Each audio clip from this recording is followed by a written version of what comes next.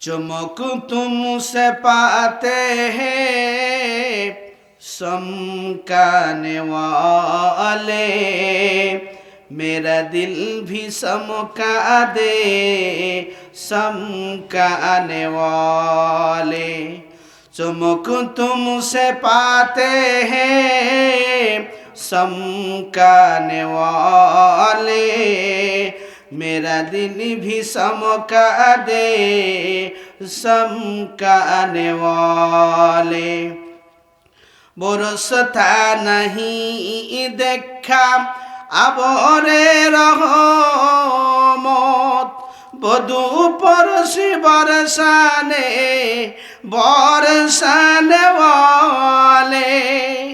मदीनात खिदे खुदा तुझको रखियो, गरीबो फकीरों को तहराने वाले। लहू बिल्लिसानी वला बिलक़लम, नशहदु अल्ला इलाहा इल्लल्लाहु वहदहु ला शरीक लह,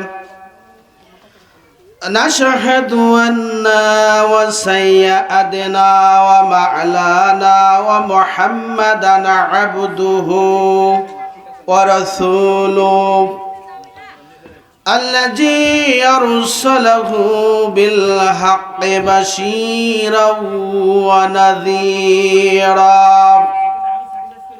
وداعيا إلى الله بإذنه وسراجا منيرا.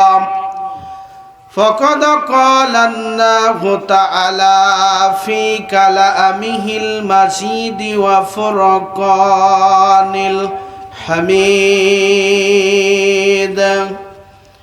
أعوذ بالله من الشيطان الرجيم. بسم الله الرحمن الرحيم.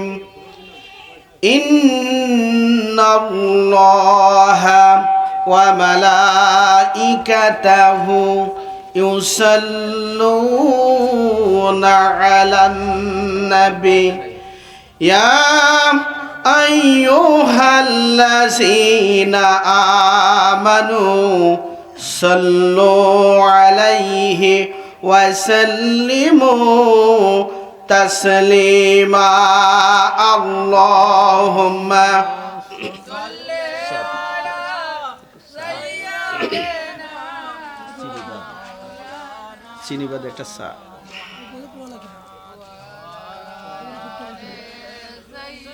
রাসূলের প্রেমে মাতোয়ারা হয়ে জবান খুলে জোরালো কণ্ঠে আমরা সবাই পড়ি আল্লাহুম্মা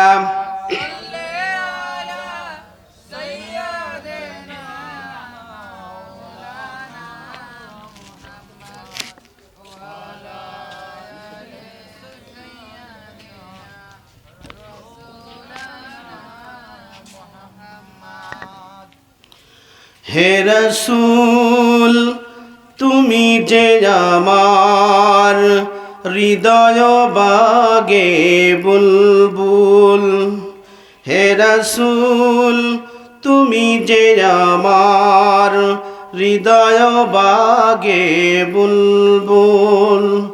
তোমার প্রেমের নিগুড় ছোঁয়ায়, তোমার প্রেমের নিগুড় ছোঁয়ায় তাই তো হয়েছি ব্যাকুল, হৃদয় বাগে বুলবুল। আল্লাহুম্মা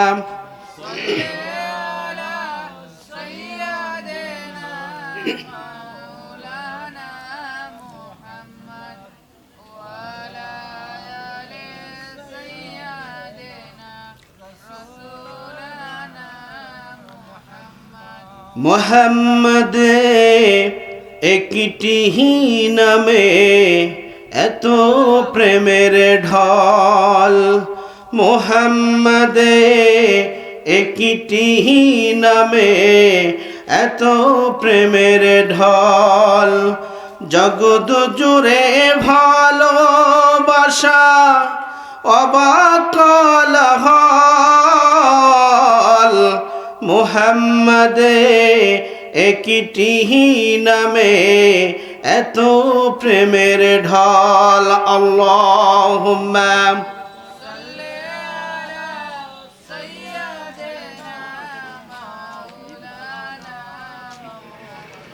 وعلى آل سيدنا আমরা সবাই পড়ি বালাগাল উলা বিকামালিহি কাশাফাত তুজা বিজামালিহি হাসুনাত জামিউ খিসালিহি সাল্লু আলাইহি ওয়া আলিহি।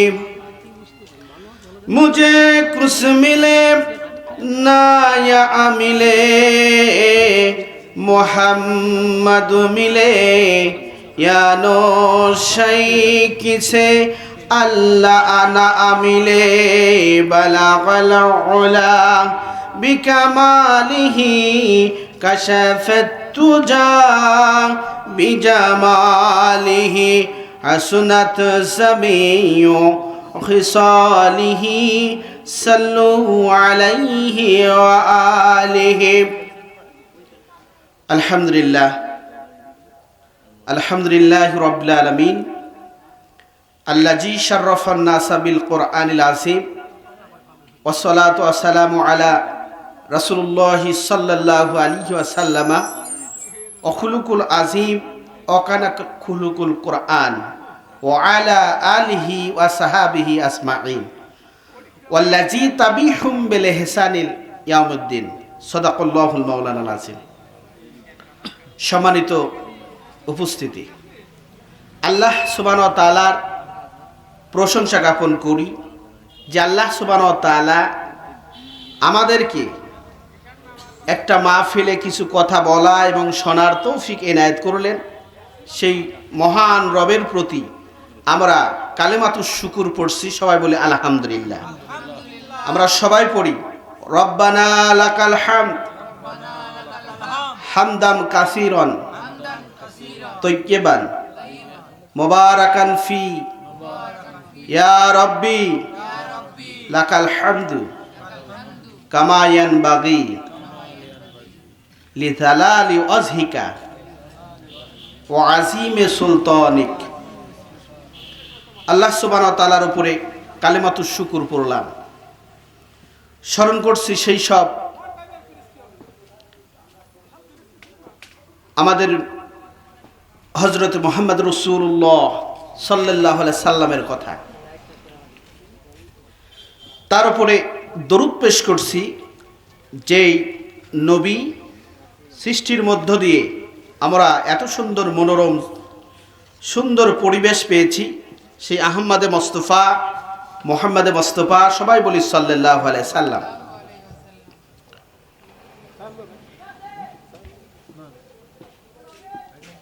সবুজ শ্যামল ৬৮,০০০ গ্রাম বাংলার দেশ।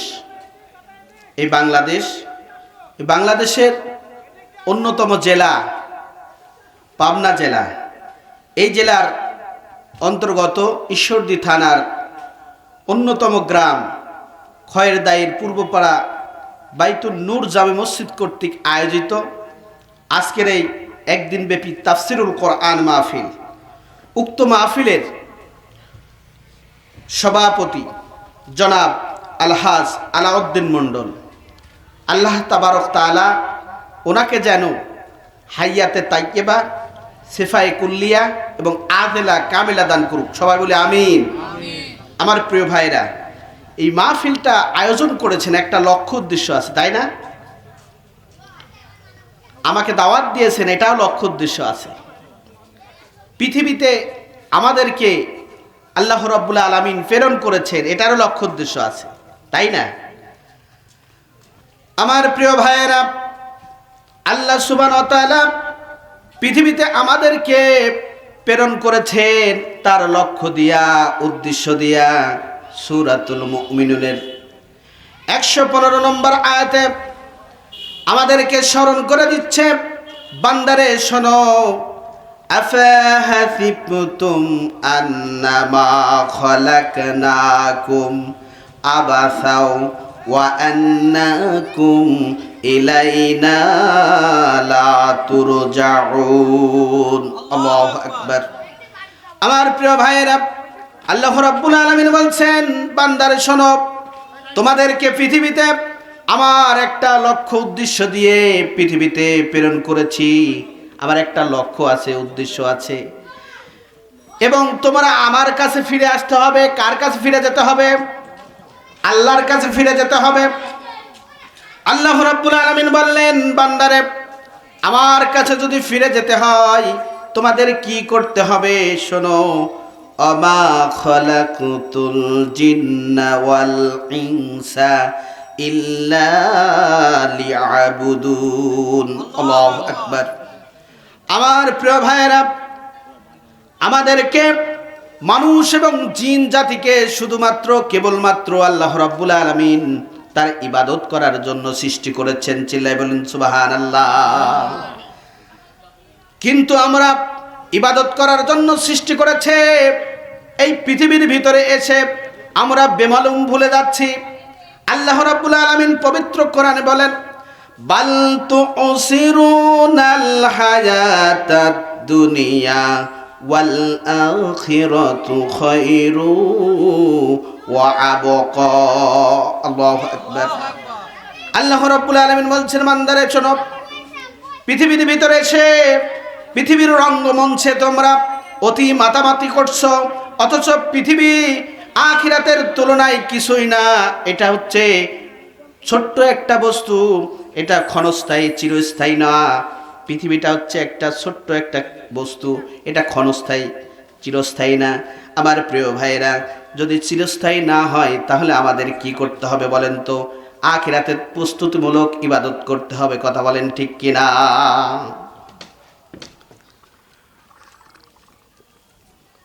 আমার প্রিয় ভাইরা, সামনে রাখতে হয়, আমার প্রিয় ভাইয়েরা, যেই কথাটি বলতেছিলাম, আখিরাতের প্রস্তুতি নিতে হবে। আখিরাতের প্রথম প্রস্তুতির নাম হচ্ছে কবর। প্রথম প্রস্তুতির নাম কি? কবর। এটা স্টেশন বলা হয়। প্রথম স্টেশনের নাম কবর। একদিনে তো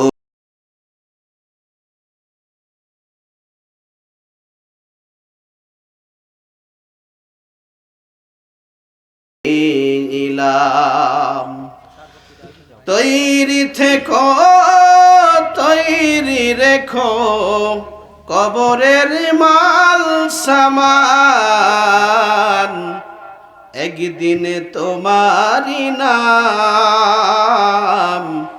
মসজিদে হবে ইলাম। আল্লাহু আকবার।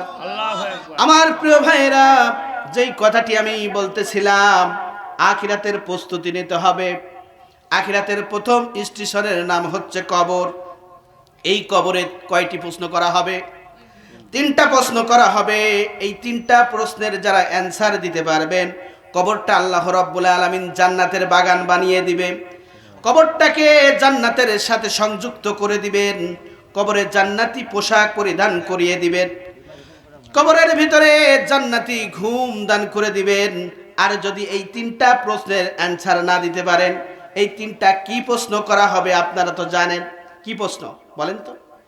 1 নম্বর প্রশ্ন করা হবে, মান রব্বুকা, তোমার রব কি? হ্যাঁ, আল্লাহ। 2 নম্বর প্রশ্ন করা হবে, মান দীনুকা, তোমার দ্বীনের নাম কি?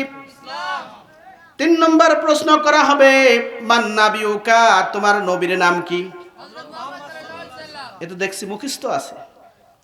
কিন্তু মুখস্থ করলে এই প্রশ্নের অ্যান্সার দেয়া সম্ভব না। যেমন একটা পৃষ্ঠার উপরে যদি পানি পানি পানি করে লেখে যদি আমরা পান করি, তাহলে এটা কি আমাদের তৃষ্ণা মিটবে? মিটবে না। আমার প্রিয় ভাইয়েরা, আল্লাহ রাব্বুল আলামিন এই কবরের ভিতরে 3টা প্রশ্নের অ্যান্সার যদি না দিতে পারেন, আমার নবী বলেছেন এই কবরের ভিতরে কি আযাব হতে পারে তার দৃষ্টান্ত আমাদেরকে বলছেন। 1 নম্বরে যে আযাবটি শুরু হবে, 1 নম্বরে যে আযাবটি শুরু হয়ে যাবে, চতুর্দিকের মাটি আপনাকে চেপে ধরবে, মৃত ব্যক্তি চিৎকার করতে থাকবে, এক পাজরের হাড্ডি অপর পাজরের ভিতরে ঢুকে যাবে। হাদিসের ভিতরে আছে এই চিৎকার শুধু জিন আর মানব জাতি ছাড়া সবাই শুনতে পাবে। আমার নবী বলেন এটা প্রথম আযাব। দ্বিতীয় আযাবটা কি হবে? 99টি সাপ কবরের ভিতরে দেয়া হবে। প্রত্যেকটা সাপ এই মৃত ব্যক্তিকে পা থেকে মাথা পর্যন্ত দংশন করতে থাকবে, মৃত ব্যক্তি চিৎকার করতে থাকবে। আমার প্রিয় ভাইরা, এই সাপের বর্ণনা আমার নবী দিচ্ছেন। 99টি সাপের যদি যে কোনো একটি সাপ যদি পৃথিবীর ভিতরে শুধু দংশন না, একবার যদি নিঃশ্বাস ছাড়ত, সবুজ গাছপালা কিয়ামত পর্যন্ত জন্ম নিত না। আমার প্রিয় ভাইয়েরা, শুধু এটা না, 3 নম্বরে যে আযাবটা শুরু হবে, একটা হাতুড়ি থাকবে, একটা ফেরেশতা নিযুক্ত করা হবে। সেই ফেরেশতা চোখে দেখে না, কানে শোনে না, বধির, দয়া নাই, মায়া নাই। এই হাতুড়টা দিয়া পা থেকে মাথা পর্যন্ত পিটাইতে থাকবে, ফিনকি দিয়ে রক্ত বের হবে।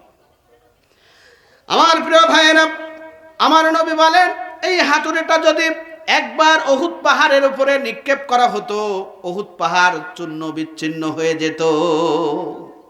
নাউজুবিল্লাহ। আমার প্রিয় ভাইরা, কবরের ভিতরে এমন আযাব হবে, 6 দিন পরে নখ খসে যাবে, 9 দিন পরে চুল। কবর গাহের সামান নিতে কইর না কেউ ভুল। কবর জায়গা ভালো নয়, কবর জায়গা ভালো নয়, কবর জায়গা ভালো নয়। আমল দিয়া কবর গৃহ সাজিয়ে দিতে হয়। 17 দিনে পেট ফেটে সব পোকার খাদ্য হবে। 60 দিন পরে গোস্ত থাকবে না, কঙ্কাল পরে রবে। 90 দিনে হাড়গুলি সব, 90 দিনে হাড়গুলি সব আলাদা হয়ে রয়। কবর জায়গা ভালো নয়, কবর জায়গা ভালো নয়, কবর জায়গা ভালো নয়। আমল দিয়া কবর গৃহ সাজিয়ে দিতে হয়। আল্লাহু আকবার। আমার প্রিয় ভাইরা, আমল যার খারাপ হবে কবর কাউকে চিনবে না, কবর চিনবে হচ্ছে আমল আর ঈমান। এখানে কে বড় লোক, কে গরিব মানুষ, কিচ্ছু চিনবে না। আমার প্রিয় ভাইরা, যে কথাটা বলতেছিলাম, তাহলে আমাদের কি প্রস্তুতি নিতে হবে? আখিরাতের প্রস্তুতি নিতে হবে। আমরা মাটি দিতে গিয়ে কি বলি? আল্লাহ রাব্বুল আলামিন সূরা তাহার 55 নম্বর আয়াতে বলছে, মিনহা খালাকনাকুম ওয়া ফিহা নুঈদুকুম ওয়া মিনহা নুখরিজুকুম তারাতান উখরা। আল্লাহু আকবার। আল্লাহ রাব্বুল আলামিন বলছেন, বান্দারে, তোমাকে এই মাটি দিয়ে সৃষ্টি করেছি, মাটিতেই তোমাদেরকে রেখে দেওয়া হবে, আবার পুনরায় মাটি থেকে তুলতে হবে, মাটি থেকে তোমাকে তোলা হবে। যদি তুলতে হয় তাহলে আমাদের আখিরাতের প্রস্তুতিমূলক ইবাদত করতে হবে কিনা বলে। আমার নবী এই কবরের আযাবের জন্য 5 ওয়াক্ত নামাজে পানাহা চাইতেন। আর আমরা কি বলেন তো? আমার নবী যদি পানাহা চায় আর আমরা কি সলিমুদ্দিন? আহা, আমার প্রিয় ভাইয়েরা, এজন্য আমার নবী বলেন, আশিকে রাসূলের চোখের পানি দিয়া জাহান্নাম নিভানো সম্ভব। পৃথিবীর কোনো ফায়ার সার্ভিস এই জাহান্নাম নিভাইতে পারবে না, জাহান্নামের আগুন। কিন্তু আশিকে রাসূলের চোখের পানি দিয়া জাহান্নামের আগুন নিভানো যাবে।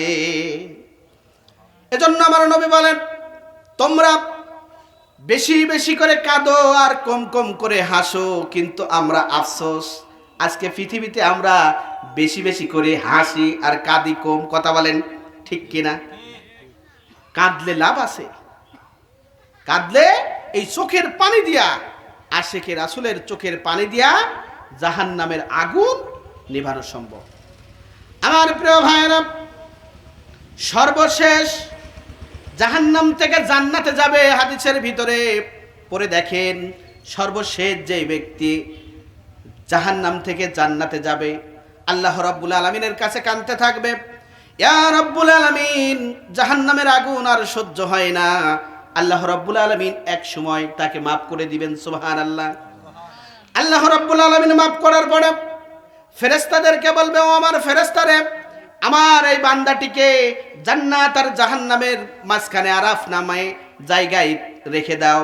বান্দাকে যখন আরাফ নামে জায়গায় রেখে দেওয়া হবে, বান্দা ফুফিয়ে ফুফিয়ে কাঁদবে। আল্লাহ রাব্বুল আলামিন দেখে বলবে, বান্দারে কান্দো কেন?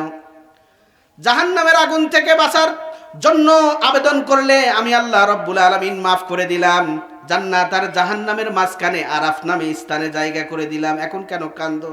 জাহান্নামের আগুন থেকে তো বেঁচে গেছো।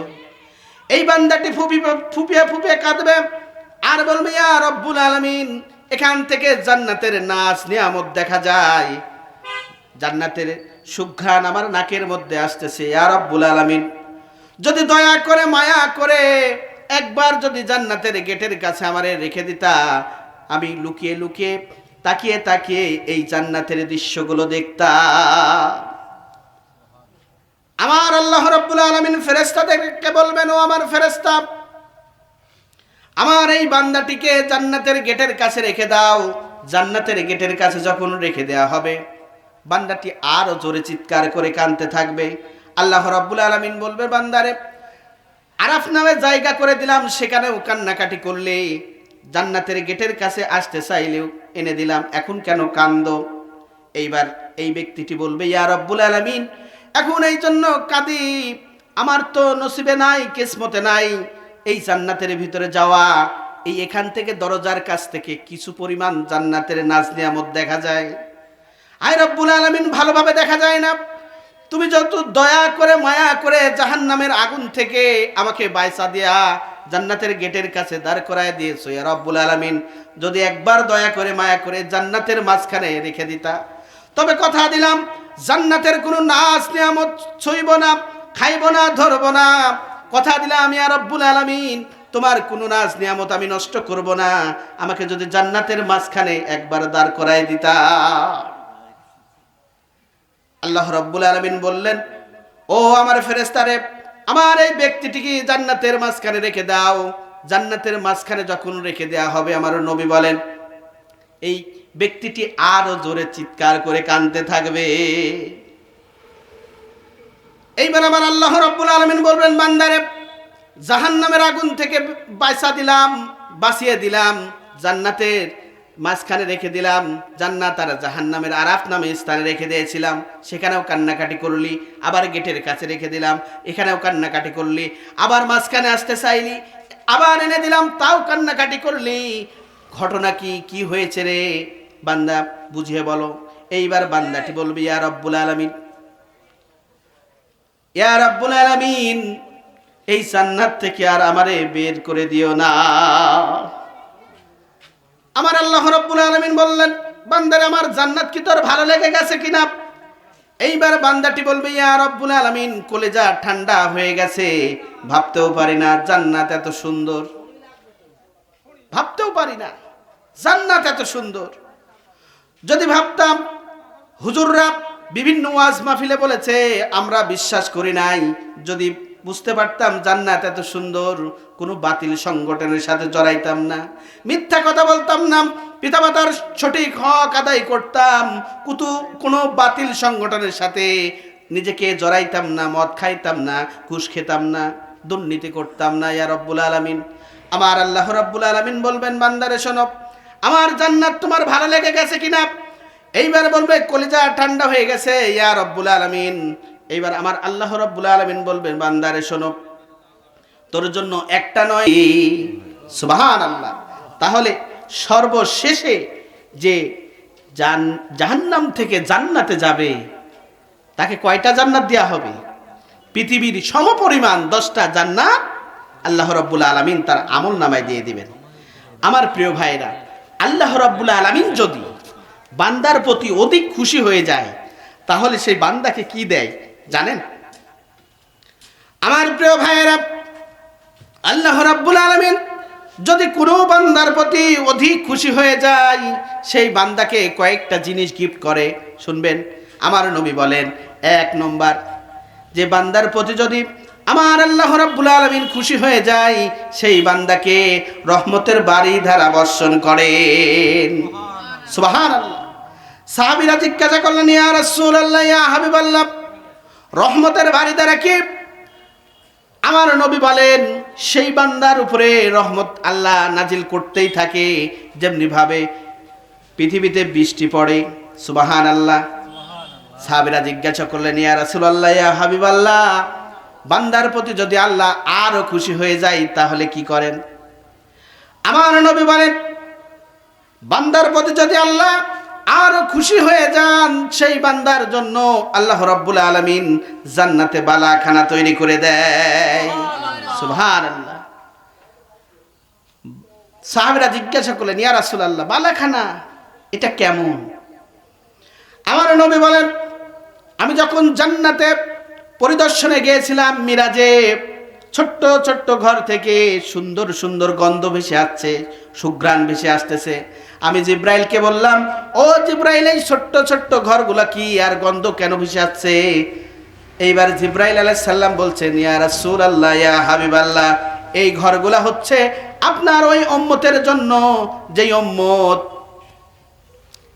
দুনিয়ার ভিতরে মেহমানদারি করতে বেশি বেশি পছন্দ করতে। আজকে আমরা মেহমান দেখলে নাক ছিটকাই না? হ্যাঁ, বলি ব্রয়লারের যে দাম, আবার গরুর গোশতের কথা তো বলবোই না, বলি কিনা বলেন? বলি। হ্যাঁ, তাই আপনিও বলেন? আচ্ছা, আজকে থেকে বলবেন না। মেহমান হচ্ছে আল্লাহ আপনার জন্য নিয়ামত স্বরূপ পাঠায়। আল্লাহর মেহমান আপনার না, আপনার রিজিকের ভিতরে আল্লাহ রাব্বুল আলামিন রিজিক সেট করে দিয়েছেন। সুবহানাল্লাহ। আমার প্রিয় ভাইরা, সাহাবীরা জিজ্ঞাসা করলেন, ইয়া রাসূলুল্লাহ, ইয়া হাবিবাল্লাহ, বান্দার প্রতি যদি আল্লাহ আরো খুশি হয়ে যায় তার জন্য কি করেন? আমার নবী বলেন, বান্দার প্রতি যদি আল্লাহ আরো খুশি হয়ে যান সেই পরিবারে কন্যা সন্তান জন্ম দিয়ে দেয়। আজকে কন্যা সন্তান হলে নাক ছিটকায় না? এমনও পরিবার আছে ডেলিভারির খরচ অর্থাৎ ডেলিভারির চার্জ নানা এবং মামারা দেয়, স্বামী দেয় না। আছে না নাই? আছে। আমার প্রিয় ভাইরা, এমন পরিবারের লোকও আছে। অথচ আমার নবী বলেন, আমি কন্যা সন্তানের পিতা, আমি হচ্ছে কন্যা সন্তানের পিতা। আল্লাহর নবী বলেন, যার একটা কন্যা তার একটা জান্নাত, যার 2টা কন্যা তার 2টা জান্নাত, যার 3টা কন্যা তার 3টা জান্নাত। শুধু তাই না, সেই পিতা আর আমি আল্লাহর নবী একসাথে জান্নাতে অবস্থান করব। এভাবে হাত উঠিয়ে বললেন, এত নিকটে। সুবহানাল্লাহ। জোরে হয়ে গেল না? সুবহানাল্লাহ। আমার প্রিয় ভাইয়েরা, আমার নবী বলেন, বাইরে থেকে যদি কোনো হাদিয়া অথবা মিষ্টি নিয়ে আসা হয় সর্বপ্রথম মেয়ের হাতে দিতে হবে। মেয়ের হাতে। আমার প্রিয় ভাইরা, আমি ওই দিকে যাব না। আমি যেই কথাটি বোঝাতে চাচ্ছি, আল্লাহ রাব্বুল আলামিন যদি খুশি হয়ে যায় সেই পরিবারে কন্যা সন্তানই দিয়ে ক্ষান্ত হন না। আমার আল্লাহ রাব্বুল আলামিন সেই পরিবারে একটা রহমতের ফেরেশতা নিযুক্ত করে, আর রহমতের ফেরেশতা এই কন্যা সন্তানের উপরে হাত বোলায় আর বলে, তুমি একটা দুর্বল দেহ এবং দুর্বল দেহ থেকে আসছো, তোমার পরে আল্লাহর রহমতের বাড়িধারা কিয়ামত পর্যন্ত বর্ষণ হতেই থাকবে। সুবহানাল্লাহ, সুবহানাল্লাহ।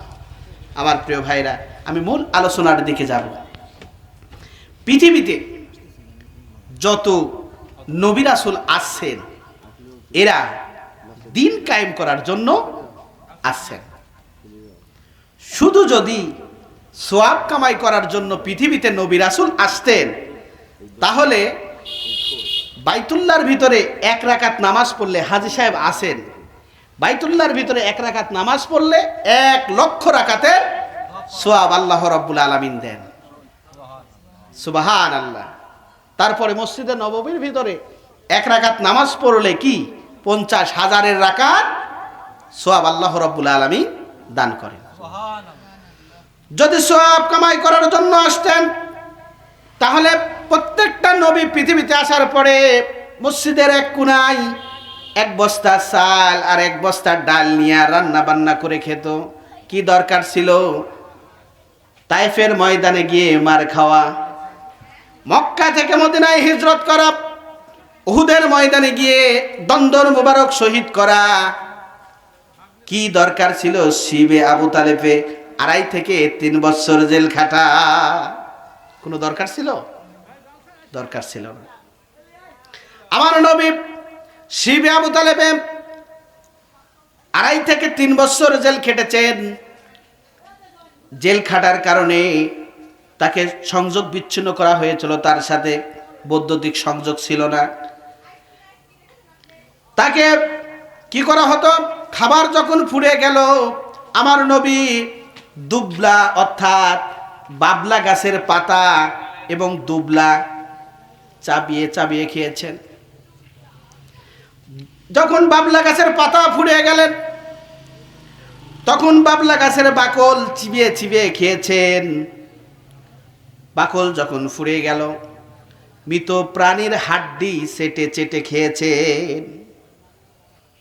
আহা, এমন টয়লেট হয়েছিল, পায়খানা হয়েছিল আল্লাহর রাসূলের। ছাগল যেমনি ভাবে পায়খানা করে, এমনি ভাবে পায়খানা আমার নবীর হয়েছে। ইসলাম এত সহজ জিনিস নয়।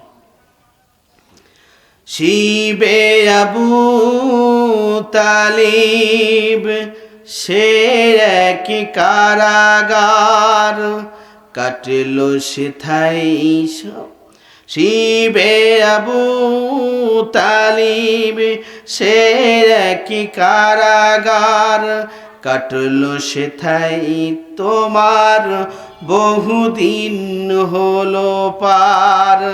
না খেয়ে না ঘুমে কত রাত কেঁদে কেঁদে, দিন কায়েমের তরে ধৈর্য ধরে ধরে।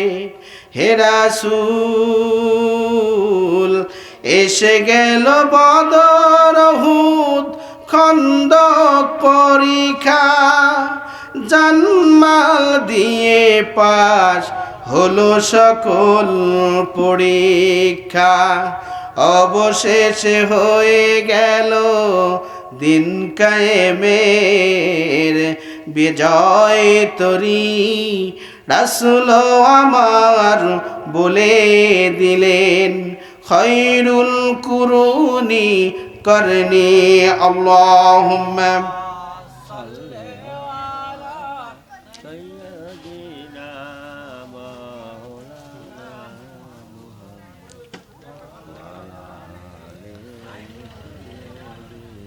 আমার প্রিয় ভাইরা, এজন্য মুমিনকে আল্লাহ রাব্বুল আলামিন পরীক্ষা করবে। সবরি কলা আর দুধের স্বরের উপরে ইসলাম আসি নাই। ইসলাম এসেছে উত্তপ্ত বালির উপরে। কথা বলেন ঠিক কিনা? बातिल से दबने वाले आहे आसमां नहीं हम, बातिल से दबने वाले आहे आसमां नहीं हम, सोबुर तो कर सुका है तू इम्तिहा हमारा। अल्लाहु আকবার। আমার প্রিয় ভাইরা, বাতিলের চক্ষু রাঙানো দেখে ভয় পাওয়া যাবে না, বাতিলের সাথে কোনো প্রকার আতাত চলবে না, বাতিলের সাথে মোকাবেলা করে এই জমিনে দিন কায়েম করতে হবে। আমার প্রিয় ভাইরা, বাতিলের সাথে কোনো প্রকার আতাত চলবে না, বাতিলের সাথে মোকাবেলা করে এই জমিনে দিন প্রতিষ্ঠা করতে হবে। আমার প্রিয় ভাইরা, মুসলমানরা কাউকে ভয় করে না। ভয় করে? মুসলমানের ডিকশনারিতে ভয়ের কোনো শব্দ নাই। যদি মুসলমানরা ভয় পেত 313 জন সাহাবী নিয়া বদরের প্রান্তে ইসলামের রক্তিম সূর্য ছিনিয়ে নিয়ে আসতে পারতেন না। সুবহানাল্লাহ। আমার প্রিয় ভাইরা, এজন্য আল্লাহকে ভয় করব। কাকে? আল্লাহকে ভয় করব। বিগত নাস্তিকবাদ সরকার যেমনি ইসলামের ক্ষতি করেছিলেন, তারা আমাদের আলেমদেরকে 116 জন আলেমদের তালিকা করেছিলেন। কথা বলেন ঠিক কিনা? কিন্তু বাংলার জমিনে এখন তাদের 14 গোষ্ঠীর তালিকা করা হচ্ছে। আহা, ইসলামের যারা ক্ষতি করবে আল্লাহ রাব্বুল আলামিন তাদেরকে কি ক্ষতি করবে? তারা এই বাংলার জমিন থেকে নাস্তা নাবুদ হবে। আমার প্রিয় ভাইরা, তারা বলেছিলেন 21 সাল, তারপরে বললেন 41 সাল। তারা দিনের ভোট রাতে, রাতের ভোট দিনে, আবার কখনো কখনো ভোটই লাগে নাই। আফসোসের বিষয়, একজন ব্যক্তি ভোট দিতে আসছে, আমি দেখলাম এক চাচা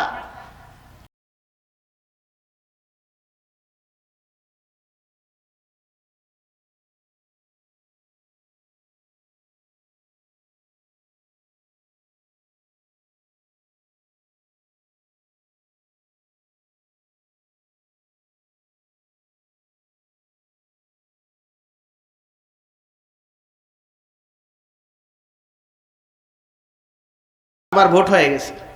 চাচা তো মনের দুঃখে চলে যাচ্ছে, বলছেন চাচা শোনেন, আপনার তো ভোট হয়েছে, চাচিরও ভোট হয়ে গেছে। চাচিকেও আসতে মানে করে, চাচির ভোট দেওয়া হয়ে গেছে। বলছে চাচির ভোট দিতে আসছে, কাছে কে আপনাকে বলি নাই?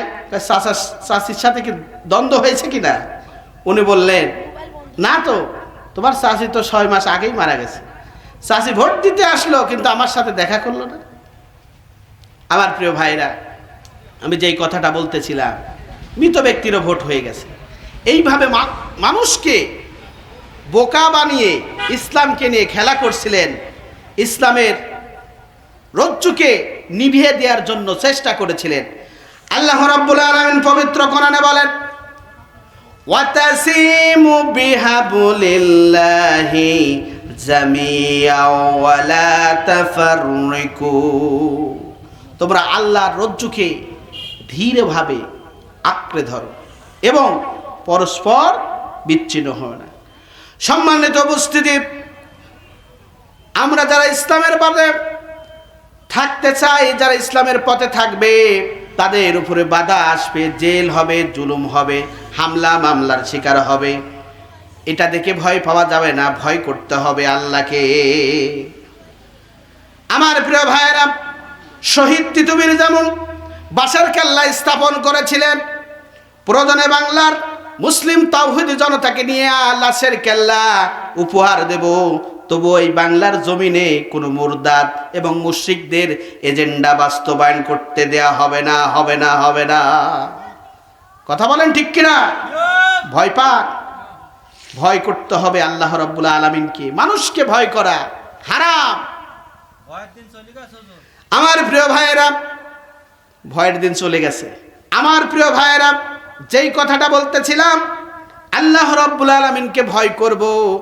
কেন ভয় করব? যিনি আমাদেরকে সৃষ্টি করেছেন, চোখের জায়গায় চোখটা দিয়েছেন, নাকের জায়গায় নাকটি দিয়েছেন, কানের জায়গায় কানটি দিয়েছেন, কথা বলার মতো এত সুন্দর একটা কণ্ঠ দিয়েছেন আল্লাহ রাব্বুল আলামিনকে।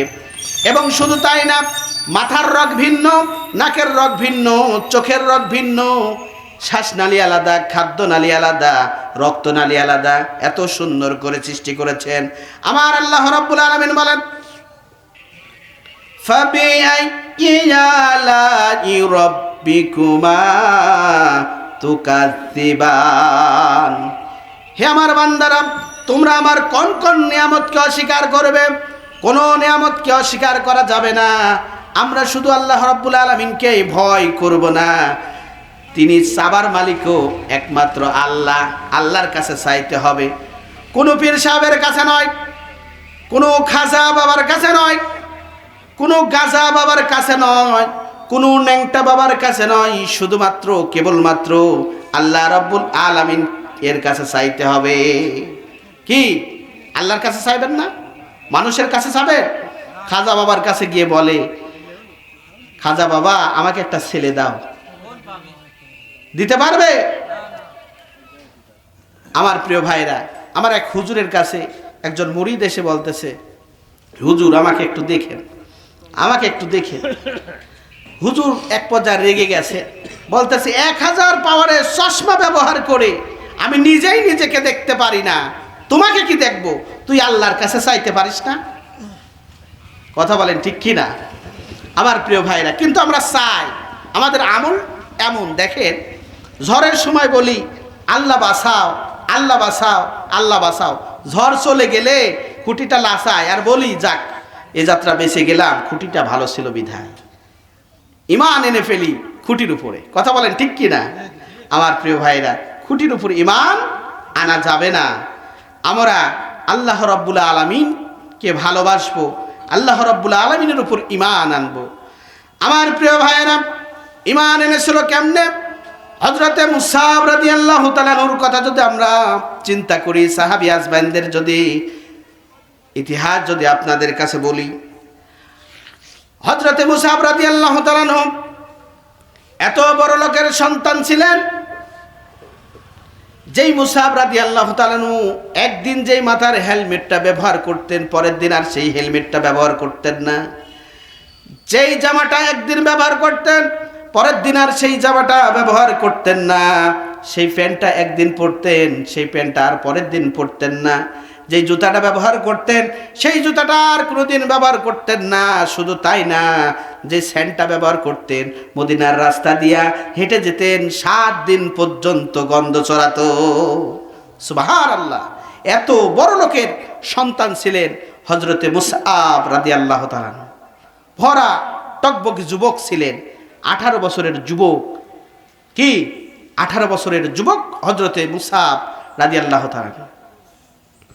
এই মুসআব রাদিয়াল্লাহু তাআলা যখন ইসলাম কবুল করলেন, এই ইসলাম কবুল করার কথা তার আম্মা শুনে ফেললেন। এক পর্যায়ে মুসআবকে ডাকলেন, মুসআব রে শোনো, তুমি নাকি হযরত মুহাম্মদ রাসূলুল্লাহ সাল্লাল্লাহু আলাইহি সাল্লামের ইসলাম কবুল করেছ। তুমি কি জানো এই ইসলাম কবুল করার মানেটা কি? উনি বললেন, জি মা, আমি ইসলাম কবুল করেছি। ওনার আম্মা তেলে বেগুনে জ্বলে গেলেন, বললেন, তুমি কি জানো যে ইসলাম কবুল করার মানেটা কি? উনি বললেন, না মা, আমার জানা নাই। ওনার আম্মা বললেন, মুসাব রে, এই অগাধ সম্পত্তি থেকে তোকে বহিষ্কার করা হবে।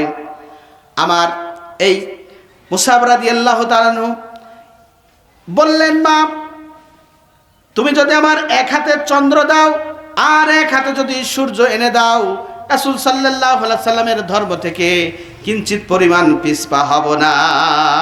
সুবহানাল্লাহ! আমার প্রিয় ভাইরা, মুসাব রাদিয়াল্লাহু তাআলা আম্মা বললেন, মুসাব, বাড়ি থেকে বের হয়ে যাও, বাড়ি থেকে বের হয়ে যাও। মুসাব রাদিয়াল্লাহু তাআলা বাড়ি থেকে যখন বের হয়ে যাচ্ছেন, গেটের কাছে অবস্থান করলেন। এক পর্যায়ে মুসাব রাদিয়াল্লাহু তাআলা আম্মা পিছন থেকে ডাকলেন, এ মুসাব, দাঁড়াও। তুমি যে জামাটা ব্যবহার করছো এই জামা তো আমার দেওয়া, তুমি যে প্যান্টটা ব্যবহার করছো এই প্যান্টটা তো আমার দেওয়া। মুসাব রাদিয়াল্লাহু তাআলা নূর এই কথা শোনার পরে, তার আম্মার এই কথা শোনার পরে মুসাব রাদিয়াল্লাহু তাআলা নূর আল্লাহু আকবার বলে তার জামার প্যান্টটা খুলে, ভরা টকবকে যুবক, 18 বছরের যুবক ছিলেন, সামনের দিকে ডান হাত দিয়ে, পিছনের দিকে বাম হাত দিয়া তার লজ্জাস্থান ঢেকে আল্লাহর রাসূল মসজিদে নববীর ভিতরে ছিলেন, সেইখানে অবস্থান করলেন। আল্লাহ রাসূল এই দৃশ্য দেখার পরে চাদর মুবারক ছুঁড়ে মারলেন, চাদর মুবারক তার আবদ্ধ করলেন, তার লজ্জাস্থান আবদ্ধ করে আল্লাহ রাসূল তাকে আহলে সুপ্পার মধ্যে জায়গা করে দিলেন। আহলে সুপ্পার মধ্যে বসে থাকতে পারলেন না। উহুদের ময়দানে, উহুদের যখন দামামা বাজলেন, উহুদের ময়দানে ছুটে গেলেন, অনেক কাফেরকে নিহত করে তিনিও এক পর্যায়ে শহীদ হলেন। কেমনে শহীদ হয়েছিলেন? তার নাক ছিল না, কান ছিল না, চক্ষু উপড়ে নেওয়া হয়েছিল, গর্দান থেকে মাথাটাকে আলাদা করা হয়েছিল, এক পর্যায়ে তার পরনের কাপড়ও ছিঁড়িয়ে নেওয়া হয়েছিল। আমার প্রিয় ভাইয়েরা, এক পর্যায়ে এই উহুদের ময়দানে আমার নবী দন্দর মুবারক শহীদ করেছিলেন, তিনিও আহত হয়েছিলেন। দুইটা সাহাবীর কাঁধের উপরে ভর করে যখন মুসাব রাদিয়াল্লাহু তাআলা নূর কফিনটা পরিদর্শন করতেছে আর বলতেছে মুসাব রাদিয়াল্লাহু, সাহাবীরা বলতেছে ইয়া রাসূলুল্লাহ, ইয়া হাবিবাল্লাহ, এইটাই হচ্ছে মুসাব রাদিয়াল্লাহু তাআলা নূর কফিন। আমার আল্লাহর নবী বললেন, তুমি কি সেই মুসাব, যেই মুসাব একদিন যেই জামাটা ব্যবহার করতে পরের দিন আর সেই জামাটা পরতে না? তুমি কি সেই মুসাব, যেই মুসাব একদিন যে প্যান্টটা ব্যবহার করতে পরের দিন আর সেই প্যান্টটা ব্যবহার করতে না? তুমি কি সেই মুসাব, যেই মুসাব একদিন যে জুতাটি ব্যবহার করতে পরের দিন আর সেই জুতাটি ব্যবহার করতে না? আজকে কি তোমার অবস্থা? আল্লাহর রাসূল তার চাদর মুবারক আবার দিলেন ছুঁড়ে, দেওয়ার পরে তার দাফন কার্য বললেন এই চাদর দিয়ে করো। যখন সামনের দিকে দেওয়া হয় পিছন দিকে বের হয়ে যায়, পিছন দিকে যখন দেওয়া হয় সামনের দিকে বের হয়ে যায়। তদানীন্তন সময় মানে মরুভূমির ভিতরে একটা দুবলা ঘাস ছিল, এই ঘাস পায়ের দিকে দিয়া দাফন কার্য সম্পূর্ণ করলেন। এত সহজ? মাগো তোর বুকের মানি কার আসবে না, বাহির দুয়ারে সে মা ডাকবে না। মাগো তোর বুকের মানি কার আসবে না, বাহির দুয়ারে সে মা ডাকবে না। মায়ারি বাঁধন সারি দিয়েছে সে পারি, মায়ারি বাঁধন সারি দিয়েছে সে পারি, এমন ভুবনে মা আর ফিরবে না ও মা। আমার প্রিয় ভাইয়েরা, যারা ইসলাম কবুল করবে, ইসলামের ভিতরে দাখিল হবে, তাদের পরীক্ষা আসবেই আসবে। সবরি কলা আর দুধের স্বরের উপরে ইসলাম আসি নাই। কিন্তু হ্যাঁ, আজকের সমাজে এক কালেমায় রুটি রুজি আর এক কালেমায় ফাঁসি হচ্ছে। কথা বলেন ঠিক কিনা? ঠিক। আমার প্রিয় ভাইয়েরা, এক কালেমা দিয়ে রুটি রুজি করছে, আজকে হাদিয়া পাচ্ছে, আর এক কালেমা প্রতিষ্ঠা করতে গিয়ে ফাঁসির রশি তাদের গলায় ঝুলছে। কথা বলেন ঠিক কিনা? কাদের মোল্লার নাম শুনছে? শহীদ আব্দুল কাদের মোল্লা। ওনাকে যখন ফাঁসির কাস্টে নেওয়া হলো, তার পূর্বে ওই জেলের জিলার এবং ইমাম সাহেব তাকে কি পড়তে দিলেন জানেন? বললেন কালেমা পড়েন। কাদের মোল্লা বললেন, যেই কালেমাটা, এই কালেমাটা আমি অনেক আগেই পড়েছি। বললেন বুঝতে পারলাম না। বললেন যেই কালেমা পড়ার কারণে আজকে আমাকে ফাঁসি দিচ্ছে, আর সেই কালেমা তোমাকে পাঠ করানোর জন্য সরকার তোমাকে বেতন দিচ্ছে। আজকে এই কালেমার আন্দোলন করতে গিয়ে আমার ফাঁসি হচ্ছে। সম্মানিত উপস্থিতি, বিশ্ববরেণ্য আলেম আল্লামা দেলোয়ার হোসেন সাইদির কথা আপনারা নিশ্চয়ই জানেন। এই ভারর মায়ের ময়দানে আসছিলেন, তাই না? আল্লামা দেলোয়ার হোসেন সাইদি তিনি নির্ঘাত একটা আল্লাহর ওলি ছিলেন। ওলিদের বৈশিষ্ট্য আছে, মুখে বললেই হবে না। 3টা বৈশিষ্ট্য। তাসকিরাতুল আউলিয়া বই পড়ে দেখেন, তিনটা বৈশিষ্ট্য অলিদের মৃত্যুকালে হবে, সেটা আপনিও অলি হতে পারেন এই তিনটা গুণ যদি আপনার মধ্যে থাকে। কয়টি গুণ? তিনটা গুণ। এক নম্বর, মৃত্যুকালে হাস্য উজ্জ্বল চেহারা থাকবে। দুই নম্বর, আপনার যেই দিন মৃত্যুবরণ করবে সেই দিন প্রাকৃতিক দুর্যোগ হবে। আল্লামা দিলওয়ার হোসেন সাঈদীকে যেদিন বিস্ফোরকের মাধ্যমে হত্যা করা হয়, সেই দিন ভূমিকম্প হয়েছিল। শুধু ভূমিকম্পই নয়, সেই দিনে দেশে একটা বড় ধরনের ক্ষতি হয়ে গেছিলেন আমার প্রিয় ভাইরা। শুধু তাই না, 3 নম্বর গুণ থাকতে হবে, তার জানাজায় বিপুল পরিমাণ মানুষের ঢল নামবে। নামছিল কিনা বলে? নির্ঘাত তিনি আল্লাহর ওলি ব্যক্তি ছিলেন। তিনি বলেছিলেন, উত্তর গগনে কালো মেঘ জমেছে, এর পূর্বভাস হওয়া অসম্ভব। পূর্বভাস কিন্তু 16 বছর লেগেছিলেন, তাই না? এমন কথা বলেছিলেন, দেখেন মিলে যাচ্ছে কিনা। তিনি বলেছিলেন, এমন সময় আসবে ইন্দুরের গর্ত খুঁজে পাবে না। কথা বলেন ঠিক কিনা? আসতে চান ইন্দুরের গর্ত। হ্যাঁ, মুসলমানরা একবার যদি নাড়া দেয়, মামা বাড়ি দিল্লি গিয়ে পড়বা, পড়ি নাই? হুবু হুবু কথাগুলো মিলে গেছে। আমি রাজনীতির কথা বলছি না, বাস্তবতার সাথে কথা বলছি। কথা বলেন ঠিক কিনা? এখন হুজুররা হয়ে গেছে 3 প্রকার। কয় প্রকার? 3 প্রকার হুজুর বাংলাদেশে অবস্থান করছে। এক প্রকার হচ্ছে সরকারি। এই সরকারি হুজুরের কাজ, সরকার যেই দিকে যাবে ওরাও ছাতি ওই দিকেই ধরবে। বৃষ্টির মতো, বৃষ্টি যেদিকে পড়ে সেই দিকে ছাতি ধরবে। আমার প্রিয় ভাইয়েরা, এরা হচ্ছে সরকারি হুজুর। 2 নম্বর হুজুর হচ্ছে দরকারি। এরা সমাজে যেটা দরকার সেইটা কথা বলবে, এই হুজুররা হচ্ছে দরকারি হুজুর। আর একটা হচ্ছে তরকারি, খাবার আগে আগে থাকে, থাকে না? এমন হুজুর নাই? দাওয়াত দিক বা না দিক আমি আসি। আবার এই 500 টাকা হাদিয়া যদি দেয়া হয়, বড় লোক যদি 500 টাকা হাদিয়া দেয়, 14 গোষ্ঠীকে জান্নাতে পাঠা দেয়। আর যদি গরিব মানুষ 20 টাকা বা 50 টাকা হাদিয়া দেখছে, বিরাহমাতিকা ইয়া আমার রহিম, শেষ। একবারে ছোট্ট একটা মোনাজাত শেষ। আমার প্রিয় ভাইরা, বাস্তবতার সাথে কথা বলতে হবে, কোরআনকে রিসার্চ করতে হবে। আমার প্রিয় ভাইরা, আমি মূল আলোচনায় আসব।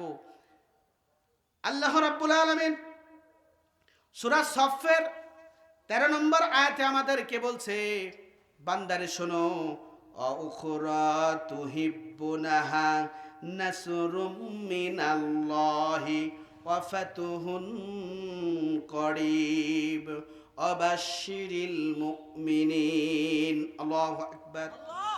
আল্লাহ রাব্বুল আলামিন এই আয়াতের ভিতরে সূরা সফের 13 নম্বর আয়াতে 4টা কথা বলেছেন।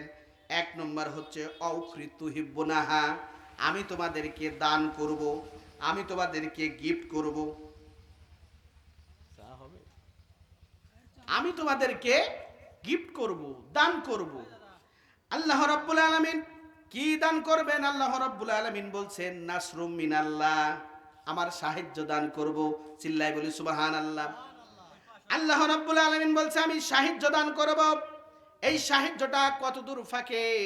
তিনি বললেন, অফাতুহুন করিব, এটা অতি নিকটে। এটা কি? অতি নিকটে। তারপরে আল্লাহ রাব্বুল আলামিন বললেন, আমি তোমাদেরকে দান করব আমার সাহায্য, এটা অতি নিকটে, কিন্তু তোমাদের একটা শর্ত দিয়ে দিলাম। এই শর্তটা হচ্ছে অবাশশিরিল মুমিনিন। আল্লাহু আকবার, আল্লাহু আকবার। বলি লা ইলাহা